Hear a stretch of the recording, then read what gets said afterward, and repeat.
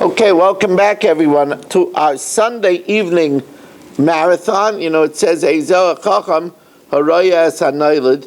Years ago, I would come after a Yom Tov and sometimes learn 3 blot. But it's a lot easier to do 2 blot than 3 blot. So it is a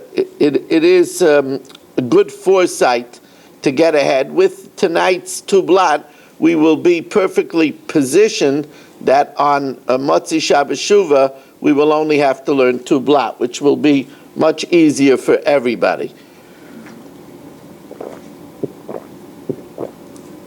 And just enough hot dogs for 2 blot. Well, hearty appetite. I'm short on bourbon. Hearty appetite to you, and if you're short on bourbon, you know what to do. Start printing up some signs. Do some work. Mail to people posters, and let's get bourboning. I put it on Facebook over here to see what would happen, and I didn't see any responses. Well, maybe I scared them away. I don't know. Well, Facebook is not. The truth of the matter is, Rabbi Isai, I am torn tremendously. I would like to just cut out the entire Facebook. I really would. There's so much filth on the Facebook that and my wife said to me, what are you doing? Why are you mentioning Facebook? It's such a filthy medium. Just get off there already. It's hard for me to do it because I have 5,000 followers and I always have people at any time watching my shiurim. It already has thousands of my shiurim on it and people are watching it. There was a time that I was in a newspaper that was a bit questionable. And there were people that said, it's pasnish. So I asked Reb Ruvain Feinstein, and I was ready to do whatever he told me. Reb Ruvain told me that the Gemara says that Rav Alexander, when he said, when he went around and he said, who wants life, who wants light, he went and he darshaned in the shuk. So the question is, why did he go in the shuk? Nobody wanted to give Rav Alexander a shul to speak in?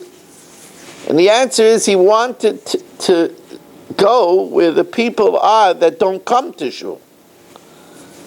And there is a lot of truth to that. I'm reaching a certain medium of people.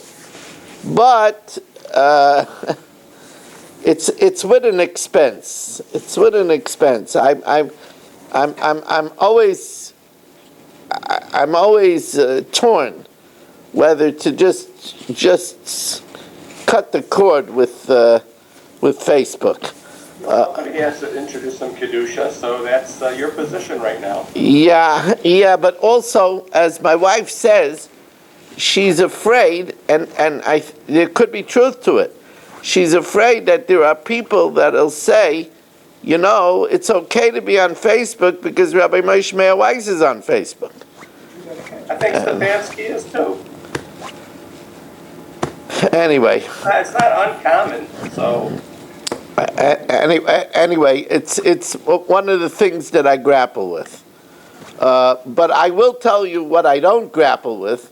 And I don't grapple with Hakaras HaTov to this wonderful olam. That I don't grapple with. I really, at the end of the year, I take an opportunity to tell people thank you.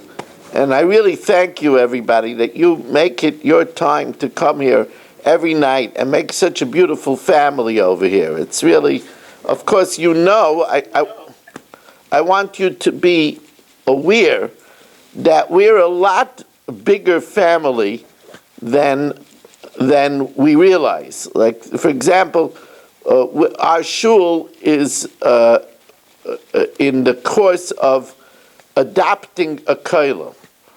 and trying to support a kollel in Eretz Yisrael. I will introduce it to our family as well when I get it set up more.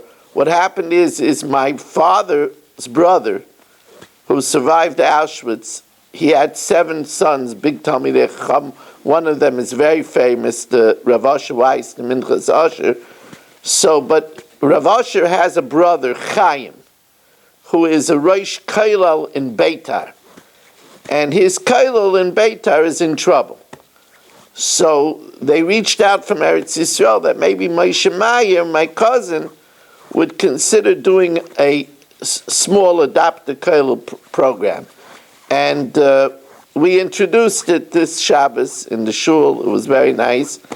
And the one that came to speak, who's the director of adopted kollel, his name is Rabbi Berenbaum, a very, very, very chashuv a person. He gets up, and before he starts talking, he says, I have to thank Rabbi Weiss. I learned almost all of Shas with him on Kol HaLashon. So the people that listen and are with us on a regular nightly basis, as I patchker over here with all my machinery, they're also part of our family. But I thank all of you for being such a wonderful olam. So we start now. Whoa. We thank you, Rabbi. Well, thank you very much. Thank you. Then the feeling is mutual. About the second there, Rob. Thank you. You're very welcome. Oh, yeah.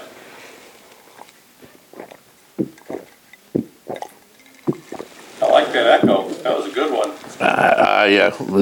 And we have our own peanut gallery. Now. I don't like peanuts that much. Now, new Mishnah, 3 lines from the bottom of Daf Tzadik Vav Amud Beis. Hamoicher yayin lechaveiroi. Here, Marshall sells wine to Mark, the Hichmitz, and the wine turns sour. Now, Mark is sure that he's going to come to me, and I'm going to say that he's going to get a refund, especially since it's Marshall. Nah,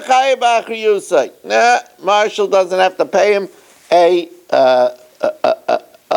kopek, not a ruble, not a kopek, not a penny. However, v'im yedua sheyeinoi machmitz, but if it's known, Marshall knows that his wine tends to sour. It's Marshall kind of grapes. Then that's a mekachtois, and he has to give him a refund. If Mark specifies, I want a fragrant wine, the other way around, if Marshall touts the quality of his wine, I'm selling you fragrant wine, then the wine has to last till Shavuos. V'yoshin, if he tells him he's selling him aged wine, mishel ishtakin.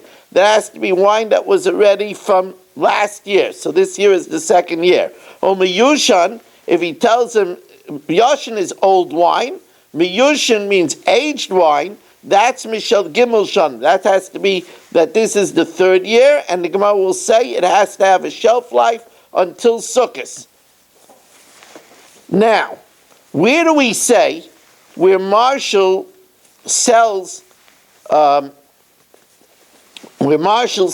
wine to Mark and it turns sour, that Mark has no recourse?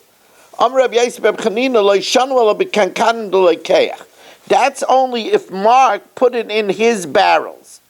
Because if Mark put it in his barrels, Marshall could say, your barrels were inferior, and that's what caused it to sour. But if it stayed in the barrels of the seller, Mark could get a refund, and he could tell him, here's your wine and your barrels, you sold me a dud. Says Gemara, but why? Shouldn't Marshall be able to say to Mark, you know what? You shouldn't have held the wine so long. You should have used it. You know, I sell wine for immediate use, not that you should keep it around. So what if it was Marshall's barrels? Marshall should be able to tell Mark, you shouldn't have kept it around so long. Says Gemara, no, here we're talking about where Mark specified that he was buying it for cooking. Mark's wife is a gourmet cook, and she uses wine, steak and chicken and fish. She mixes it with wine, and she uses it a little at a time. Like tzricha damalei lemikvah, so it was supposed to last for a while. So it says Gemara, my doichke de Rabbi Yosef Reb Chanina, l'okma l'mas nisan, to set up the Mishnah, bekan kanim deloikech, where Mark moved it into his vessels, the amalei lemikvah, so that then even though he said it should be last for a long time, since he moved it into his vessels, Marshall could say it's your barrels that ruined it. L'okma bekan kanim demoicher, say it's talking about where it's Marshall's vessels, but and he didn't say it's for cooking. And the reason why Mark can't get a refund is because Marshall says you shouldn't have kept it around so long. So Rava is going to tell us how we know that the Mishnah is talking about where Mark specified he wants it for cooking.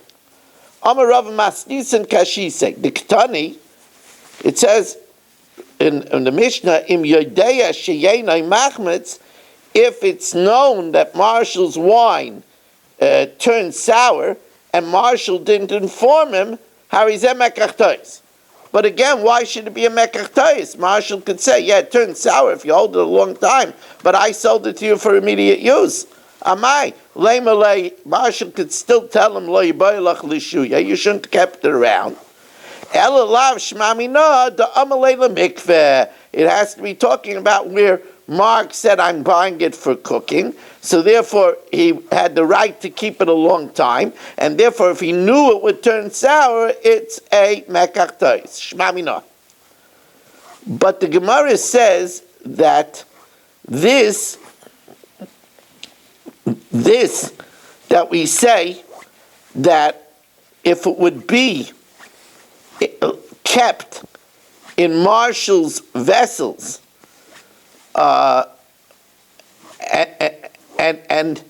if it would be kept in Marshall's vessels, Mark could say, here's your wine, here's your vessels, I want a refund. Upligid Rav Chia bar Yosef. This is not like Rav Chia bar Yosef. The Amar Rav Chia bar Yosef Chamra Mazla Damare Garim. Wine, the new owner, his mazel could cause it to sour. Now, his wine is one of the things where the Rabbeinu Shalom gives you a little patch. And if something happened, Marshall could say, Mark, you deserve a patch. All those nights that you played hooky this year? Whack, whack, whack, whack, right? Over my knee, baby. I'll get you.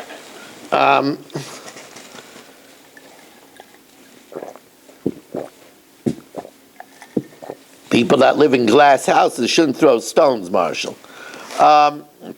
Shenemar. Biggest stone I could afford. Shenemar. How do we know that sometimes wine happens because you don't deserve it? Shenemar gever yohir v'lo yinoveh. If you're, I'm sorry, I was skipped. Shenemar v'af ki hayayin boyed. The wine acts treacherously because gever yoher, the person is arrogant. So we see that a person's behavior has a direct impact on his wine. So then Mark wouldn't be able to blame it on Marshall. Now the Gemara tells us, Amar Amari, Haiman Diyar, a person that's arrogant, a person that's full of himself.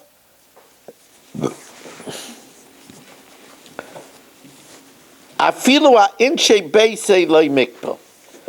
A person that's full of himself, even his own family can't take it. Shenema gever yohir, a person that's haughty, v'lo yenove. My v'lo yenove, nove is a person's abode. My v'lo yenove, b'nevei shaloi. He's not accepted even in his own abode. Amar Rav Yehuda Amar Rav kol hamizgah. Here's an interesting thing. Amar Rav Yehuda Amar Rav kol hamizgah b'tal shel talmid chacham. A person shows up wearing a kapota, a Hamburg, but ve'ein a talmid chacham, but he's not a talmid chacham. Then ein machnisin ha'isei b'mechitzasei shel HaKadosh Baruch Hu. They don't allow him to enter the mechitza of Hashem. Ksiv hachav v'lo yinoveh says a person that's yohir, that's arrogant. He dresses up in the clothing of a talmid chacham, so he's arrogant. V'lo yinoveh ksiv hasam el nevei kadshecha. So v'lo yinoveh means he won't be accepted in nevei kadshecha. Now that's not a small thing, because that's the pot of gold at the end of the rainbow. Tzadikim yoshvim v'atroiseyem b'rasheyem v'nenim miziv hashchina. So not to be able to go into the palace of the king is a very scary thing. Today, anybody claps on a Streimel and a Bekisha. Those are holy garments. Anybody that wants puts it on. They even wear fancy garments, and it's to wear a chalak d'Rabbanan is not easy. I remember that I was turning 26 when I became Rav, and I asked Rav Moshe if I should put on a kapata, and Rav Moshe said yes. And then I asked him if I should wear a Hamburg. This is a Hamburg, and he said no. 26-year-old to put on a Hamburg? It was only when I turned 40, and I was already a Rav then 14 years, and Rav Moshe wasn't alive anymore, but I asked Reb Ruvain, and Reb Ruvain said, now it's the time to put on a Hamburg. But at that time already, when I was 40, I had taught Shas already twice, Barabim. Right? And more than, I was going on my third cycle already. But to wear a rabbinical cloak is not a simple thing. What? Where you say close like the man? Yeah. You put on some, Right. Rabbi will say, you take a criminal, you put him in a police uniform, he becomes a man of law and order. Well, the Gemara says that they used to call monei machbedusei. They used to call clothing that which brings a person honor. It says about the big day kahuna that it's wore lekavaydu l'seferes, for honor and splendor. But on the other hand, you know what they say, in sports parlance, they say it's not the racket that makes the player. Not the racket that makes the player. If I'm gonna win somebody, I'll win with a chashuva racket and with a $10 racket. It's not the racket that makes the player. Now, Marshall, with you, I'll play with my hand. Amarava, Amarava, Hayman de Zovan le Chavita de Chamra le Chenva. Now here, the Rashbam learns that this is more of an Iska arrangement. What happens is I give Mark a barrel of wine, adata l'svuye, that he's going to sell it slowly, and we're going to split the profits. V'tokif apalga oyatilsa, and it turned sour when there was a half left or a third left. So here, I cannot claim that he should have used it earlier because this was the arrangement. Dinahu de makbala minay. The din is that I have to accept the loss because I told him that he should sell it slowly. But v'loy amrin ela delay shani bebarza. That's only if Mark didn't change the place of the spigot. Changing the place of the spigot could harm the wine. Aval shani bebarza, if he changes the place of the spigot, then I could say that it was his fault. And that's only where the market day didn't come yet. I could tell Mark, if you were industrious on the market day, you should have liquidated the whole amount. And the reason why it's left is your fault. Vamarava. Haiman de kobel kamra adaite de mamtula le parvasa de vol shofet. I give Mark wine to transport to the very lucrative market of vol shofet. When you go sell in vol shofet, you get a good price. So I commissioned him to take it to vol shofet. V'adamote hasam, but when he got there, zol. He didn't get a good price. Dinu de makbalale. The din is that I have to accept the loss because I'm the one that told him to wait until you get the Zol Shafet. If he would have sold it closer, he would have got better money. Says the Gemara. Let's mute them here. Now, Ibayelu, says the Gemara, what about if when he brought it to Vol Shafet, it became vinegar? Ibayelu, have a chalamai. Can he say that since I told him to bring it to Vol Shafet, that's why it became vinegar? Or could I say, and therefore, I should be responsible at least for half of the loss, like a regular iska? Or can I say, Mark, wine's fate is by the owner. You must be a little bit of an arrogant fellow, and that's why this is happening, right? That's what we said, that a person's wine, that's Reb Chia by Yosef's opinion, that wine rests on the shoulders of the one that has it. So Amalei Rav Hillel Rav Ashi, ki have Bei Rav Kahana, Amalon Cholaloi. No, if it turns vinegar, not. In that case, I don't have to accept the whole responsibility. I don't have to expect. Oh no! So now the Gemara says the other way around. Says the Gemara. The Rashbam learns the other way around. If it turns vinegar, then I have to share in the responsibility. Why? Because since we're splitting the profits, therefore we're considered like we're both owners. And therefore it's not only Mark's behavior that caused it to become vinegar, but mine as well. And therefore we have to split it. Right? So therefore, chalaloi. Udaloi ka Rabbi Yosef Reb Chanina. And not like Rabbi Yosef Reb Chanina. Rabbi Yosef Reb Chanina says that where you say lemikta, right? What's Rabbi Yosef's Reb Chanina? Rabbi Yosef says that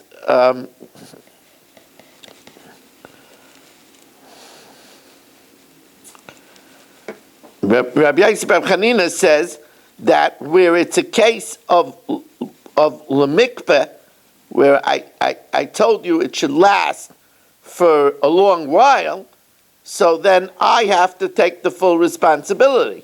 And here too, since I told you to take it to Vol Shafet, I'm saying that it should last the full amount. And if it doesn't last, then I bear the whole responsibility. That even if it turns vinegar, it's my responsibility for all of the wine because I sold it to you and I told you to bring it to Vol Shafet, so that means that I said that I'm selling it to you for a long time like the mikveh, and that's command, that would be Kereb Yosef Reb Chanina. Now, Yoshan Mishel Ishtakin. We said if I tell you that the wine is old, it has to be from last year, so this is the second year. If I tell you it's Miyushin, it's aged, then this has to be the third year.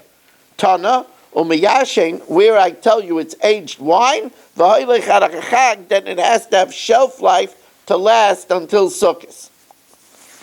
Says the new Mishnah, as we turn the page, moving on this wonderful Sunday evening, the last Sunday night of the year.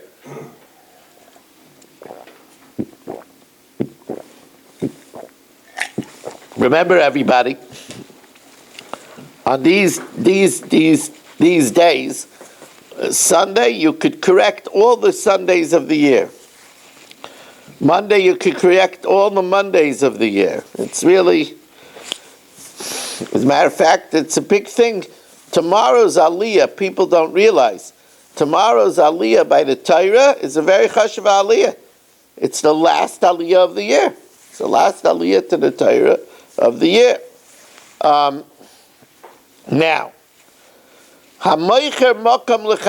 here's an interesting thing. Let's say I sell Mel. I sell Mel a piece of my land. I don't specify how big the land is. I just specify that I'm selling him a piece of land to make a beis chasnas libnai, to make where his son is going to live. Or Mel contracts that he's going to build a beis chasnas libnai on my property. Beis chasnas libnai, a wedding house for his son, a wedding home for his son, or beis almanis libitay lo aleinu, fchatzkel contracts, or buys to put to make a house for his widowed daughter to live in. Boina arba amas al sheish. Then, since it was unspecified, so I have to give him land, which is 4 by 6 amas. Divrei Rabbi Kiva. Rabbi Shmuel says that's not big enough. 4 by 6 amas is a stable. It's a stable for cattle. Rabbi Shmuel Aimer refes bakaruzu. This is a barn for cattle. That's not fit for a couple to live in. Now the Mishnah says, and we're going to see, the Gemara is going to discuss if this is Rabbi Shmuel saying this or Rabbi Akiva saying this. Refes bakar. If you want to make a barn, if you contract that you're going to make for somebody a barn, you have to make it 4 by 6. Bayis cotton, a small house, sheish al ches, 6 by 8. Gadol, a big house, ches al eser, 8 by 10. Traklin, now this is a large sunroom, which has windows and has roses. Yud al yud, 10 by 10.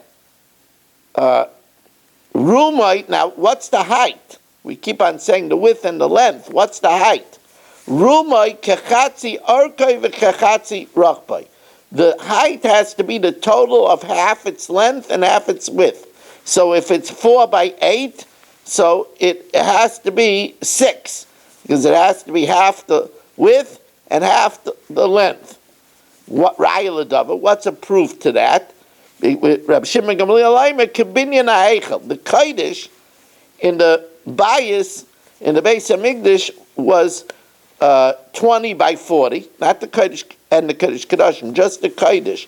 The Kodesh was 20 by 40, and the height was 30, which is half the width, which is half of 20 is 10, and half the length is 40, that's 20, so 20 plus 10 is 30. Says the Gemara, what's this beis chasnas l'bnai and beis almanis l'bitai? Lamali misne beis chasnas l'bnai and beis almanis l'bitai. Say either a beis chasnas l'bnai u'l'bitai, a wedding house for his son or his daughter, or almanis lebnaya lebita, or a place of widowhood for a son or a daughter. So the Gemara says, you know why?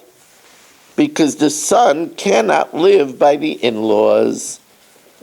Because it's not safe for the son and the mother-in-law to live together. Sometimes a mother-in-law lusts for her son-in-law, and sometimes the mother-in-law spends too much money to impress the son-in-law of her husband's money. And therefore, milsa agav urche kamash malan, the lav darka de chasna lemeder bechamua, that the son-in-law does not live by the in-laws. It's not right. So therefore, you have to make a separate base chasnas lebenai. They did in Europe. They did it for centuries. That was the practice. I think that over there they already had different apartments. And that's the difference. Kidichsiv b'sefer ben Sira. It says in the Sefer of Ben Sira. Now the Sefer of Ben Sira was written at the time of the Bayis Rishon. It is important to know that this is not canonized. It's not one of the 24 books. But it is considered containing worthy sayings, because the Gemara quotes often from the Chachma of Ben Sira. So the Gemara says that Ben Sira said, "Hakol shakalti b'kaf maznayim." I weighed everything in a scale. V'loy matzasi kal misubin. There's no substance lighter than bran, but there is. The kal misubin chasen adar b'beis chama. Even lighter than that, not a good practice, is a chasen that lives by his in-laws. The kal mechasen, and even lighter than that, is an oirich machnas oirich, a guest that's brazen to invite another guest. You're a guest. You don't have a right to invite another guest. The kalme oirech, and less than that, is meishiv davar b'terem yishma, a very bad habit that husbands have. Don't answer something before the person finishes the question. Shenemar, meishiv davar b'terem yishma, if you answer something before you hear the full question, iveles hiloi, it's a foolishness uklima, and it's a disgrace to you. Now, Rabbi Shmuel says, what do you mean? A beis chasnus libnai is 4x6? Rabbi Shmuel refers baker hizu. That's a stable. That's not a house. Then it says, haroitza lasais. If somebody wants to make such a barn, it should be 4x6. So the Gemara says, refes baker man ketani. The one who says this statement, that a stable is 4x6, who says it? Ikidamre Rabbi Shmuel Ketanila, Ikidamre Rabbi Kiva Ketanila. Some say Rabbi Shmuel says it, some say Rabbi Kiva says it. Remember, Rabbi Kiva says that don't make a beis chasnus l'bnai because that's a stable, if it's 4x6. So Ikidamre Rabbi Kiva Ketanila, he's saying, excuse me, Rabbi Kiva is the one that says that you can make a beis chasnus l'bnai by 4x6. So Ikan Amri Rabbi Kiva Ketanila. Rabbi Kiva says that a barn is 4x6. V'achi kamer afal pisha refes bakari. Even though I agree that the dimensions of a barn is 4x6, pa'amim sha'adam oisa dirase karefes bakar. Sometimes in tropical lands where most of the people live outside most of the time, they'll make a house that's only 4x6. You know, that's the whole idea behind bungalows. They have these tiny little bungalows. People say, how could people live in such tiny little bungalows? The answer is because the family lives the whole time outside. You know, that's what, in the Gemara's time, when it says, Roiv Tashmi Sheyan B'chotzer, most of their activity was in the chotzer. That's the idea. They had their table outside. They ate outside. The children played outside. They only went inside when they went to sleep.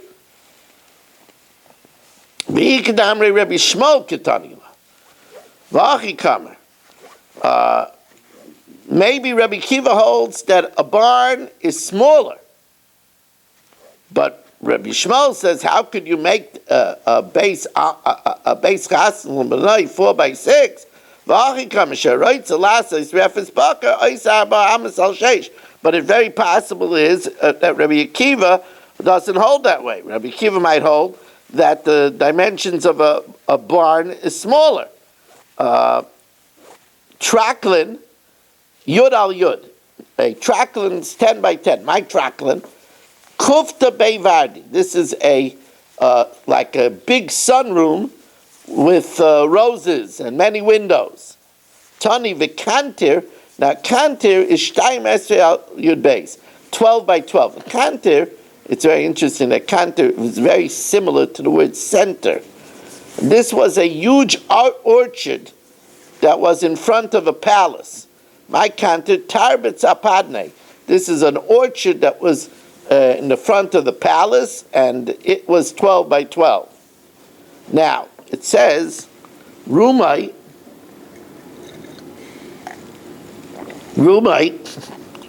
the height is kechatzi orkai v'kechatzi rachbai, is like half its length and half its width. Raya l'davar, proof to this, Rav Shimon Gamliel Eimer, kebinyan ha'heichel, like the structure of the heichel, which we said was 20 by 40, and its height was 30. Now the Gemara says, Raya l'davar man ketanila. Who says that it's a raya? Ikadamrei Reb Shimon Gamliel Ketanila. V'achi Kamer. Reb Shimon Gamliel is saying raya l'davar minayin. Where do you know a proof that the height is half the width and half the length? Reb Shimon Gamliel hakol kebinyan ha'heichel. The Ikadamrei, others say Tanakama Ketanila. The Tanakama says it's half the width and half the height. Reb Shimon Gamliel says, what? You're bringing a raya from the Heichel? Who says that everybody has a house as magnificent as the Heichel? Reb Shimon Gamliel, Atmui Kamatama, he wonders. This is what he tells the Tanakama. Roya Minayan, where are you bringing me a proof from? Mebinyan Heichel, from the Heichel? Atu Kuli Alma Kibinyan Heichel out there? Do everybody make the dimensions of the house of God? Tanya, Acherim Amru, others say, Rumai Kikairoisav, that its height is equal to the beams of the roof. Now, since the beams of the roof go widthwise, so that seems to be saying that the height is the same as the width. So the Gemara says, so then, Valema Rumai Karachbai, say that the height is like the width. Iba Yesema Beisa Me Iloi Ravach. Some say that the interior of the house is wider on the top. Why? Because we're talking about the interior inside. And they made the wall wider on the bottom and narrower on top. So therefore, the width of the beam on top is more than the width of the interior from the bottom. That's one answer.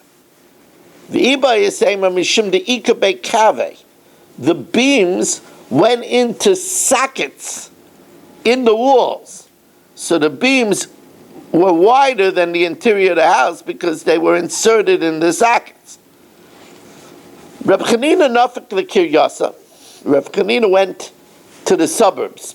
Yeah, when big people visited the suburbs, so the residents of the suburbs that didn't have the availability to ask their questions would save questions. So when Reb Chanina visited one of these villages, Ramul Lekroya Adadi, they asked him a contradiction in Psukim. Ksiv Abayis Asher Bana Shlomo Hashem, the house that Shlomo built for Hashem, Shishim Ama Orkai, this is with the Kodesh Kodashim, it was 60 amas long, the Esrim Rachbai, and 20 amas wide, Ushloishim Ama Koimasa, and 30 amas high. Uksiv v'lifnei advir, within the mechitza, that means the kodesh kodashim, was Esrim Amma Oirech, 20 Amas long, the Esrim Amma Reichav, and 20 Amas wide, the Esrim Amma Kimasi, and 20 Amas tall. So which one was it? Was it 20 Amas tall or 30 Amas tall? Hey, that's a very big difference. Amalahu, so Reb Chanina, you see, this is what it says, that the Gedolei Yisrael, Shinantam Levanecha, Shei Divrei Torah, Chidudim Beficha. They had it sharp, they had it on their fingertips. Shem Tish'alka Davar, Al Tegamgei V'Taimelei. They knew the answer right away. So Amalahu, Kika Chashiv, when they measured, besides the two kruvim that sat on top of the kapyrus, the aron cover, there were another two kruvim that sat on the sides of the aron that were 10 amas high. And kika chashiv misfas kruvim ulamala.